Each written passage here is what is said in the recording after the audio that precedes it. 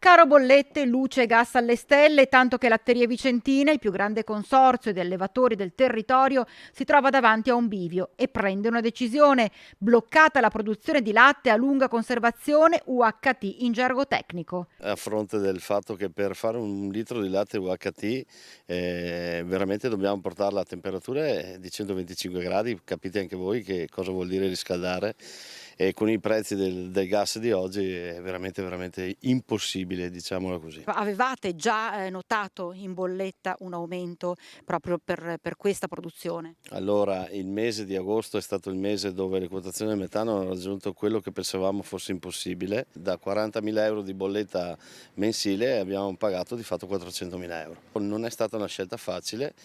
Abbiamo la speranza che l'anno 2023 porti con sé un po' più di serenità alla stalla, quindi quotazione della materia prima che permettano alle aziende di produrre. Il latte a lunga conservazione prodotto da Latterie Vicentine copriva un 3% dell'intera produzione, ma aveva fidelizzato un'ampia fetta di clientela.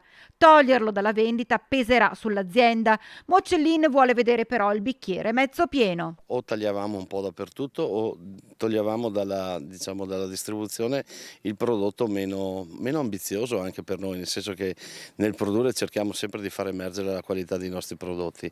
E su tutti gli altri prodotti ce la facciamo, nel latte UHT il più delle volte era veramente una battaglia sul prezzo. Se sommiamo un prezzo inadeguato insieme con un costo importante nel produrlo, la scelta è stata anche abbastanza facile.